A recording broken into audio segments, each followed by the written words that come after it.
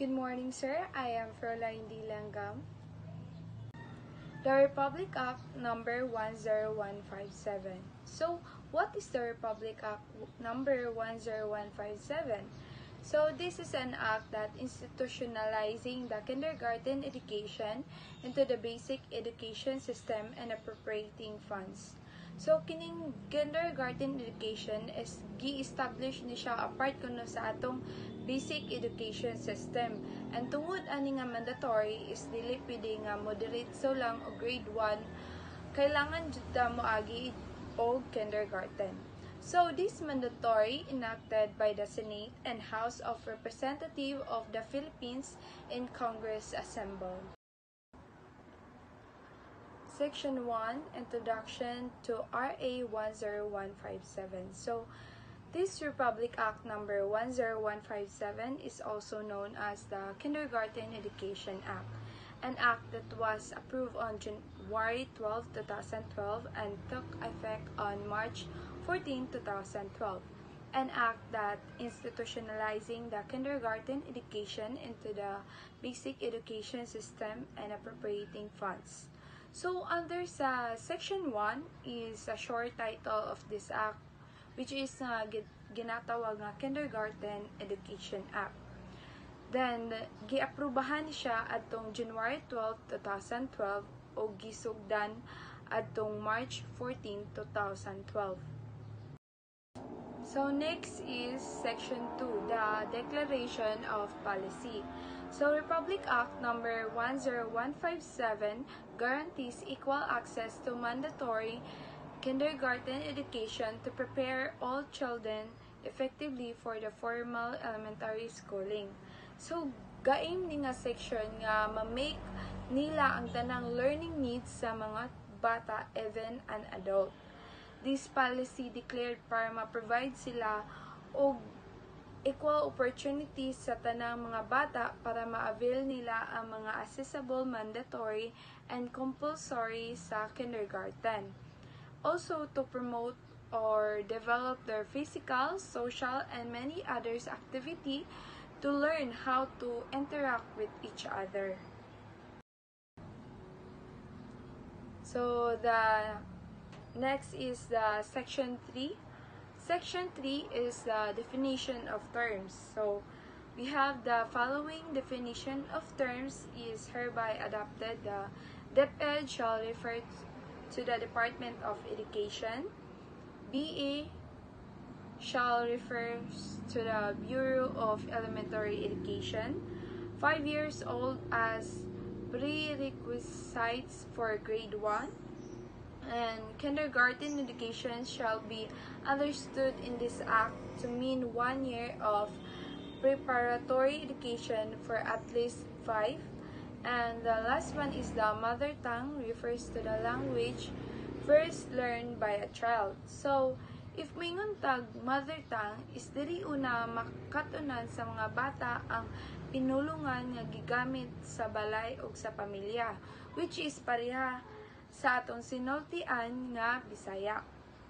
So, when we talk about institutionalizing of kindergarten education, it means that it making kindergarten a formal part of the education system or a recognized and supported part of the education system. Good day, everyone. My name is Grade Langham, and I will discuss to you the Section 4.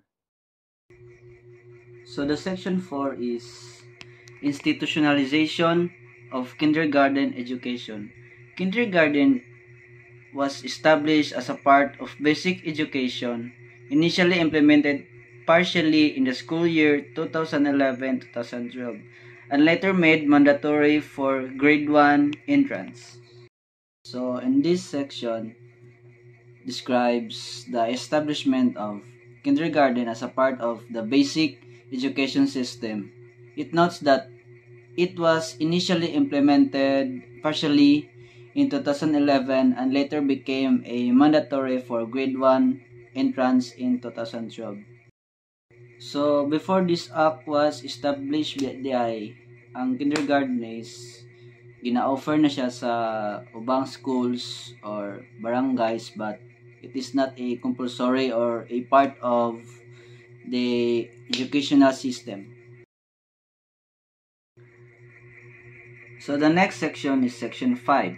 Section 5 is medium of instruction.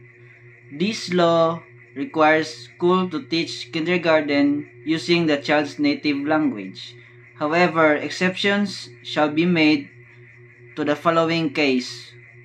Number 1, when the pupils in the kindergarten classroom have different mother tongue or when some of them speak another mother tongue.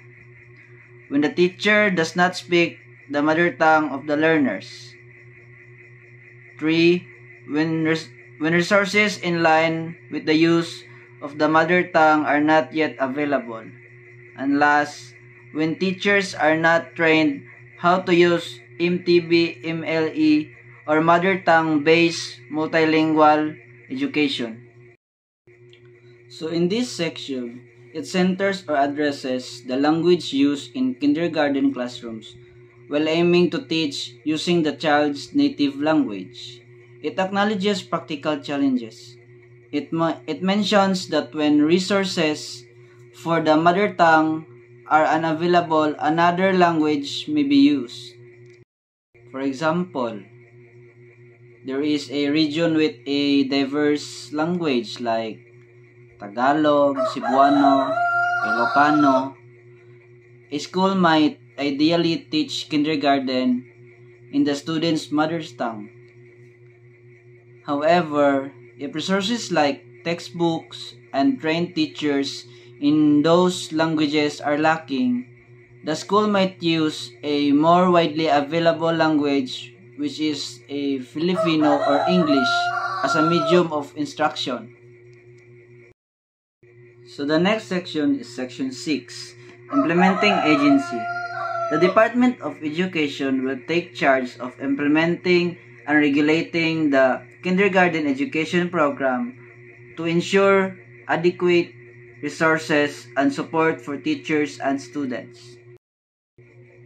So in this section, it identifies the Department of Education as the responsible body for implementing the Kindergarten Act and ensuring sufficient resources are available for teachers and students. So the Department of Education is tasked with creating curriculum guidance, providing the teachers a training, distributing necessary materials, and monitoring the implementation of the Kindergarten Act across the country. They are responsible for ensuring the successful rollout of the program. So we have section 7, the duties, powers, and functions. DepEd through the BE Division will supervise the kindergarten education program, develop a curriculum aligned with standards and values, utilize the MTB, MLE method, and create teaching strategies to enhance learning. So this section explained that the Department of Education in the Philippines does for kindergarten, they oversee the program to make the curriculum use a special teaching method and create ways to help the kids and to learn better. So this is also good for us children to understand more. Section 8, Appropriations. So the Department of Education will immediately implement free, mandatory, and compulsory public education funded by existing appropriation and future annual budgets. So Section 8 said that Department of Education will start free, naaday libre, nga required all public kindergarten. The money will come from what they already have and future yearly budget. Naka-budget na yun siya para ana. So the next is the section 9, which is the implementing rules and regulations. So the Department of Education with the Department of Budget and Management will create rule for implementing the act within 90 days of it taking effect. So, kining section is nagmuhatag siya og mga rules, mag-implement siya og rules, which is the Department of Education is working with the Department of Budget and Management will create the rules for the new kindergarten law within 90 days of it becoming official. So the next section is section 10, separability clause. If any part of this act is deemed invalid or unconstitutional, it will impact the validity of other provisions. So in this section, it centers on any part of the act where it found invalid or unconstitutional, and then the remaining parts will still be in effect. So that is why it called separability clause. So the next section is section 11, repealing clause. This act repeals or modifies any existing laws, decrees, executive orders, or regulations that conflict with its provisions. So in this section, it says that the act replaces or modifies any existing laws that conflict with its provisions. For example, the Kindergarten Act might repeal an older law that set different standards for kindergarten classroom sizes or teacher-student ratios. The new Act's provisions on these matters would supersede the older law. So the next section is section 12, effectivity clause. This act will be effective 15 days after its publication in Office Gazette or in 2 newspapers of general circulation. So in this section, it centers on the Kindergarten Act. If it is being published, schools have 15 days to prepare and implement the new requirements before they became legally binding. This gives sufficient time for the transition.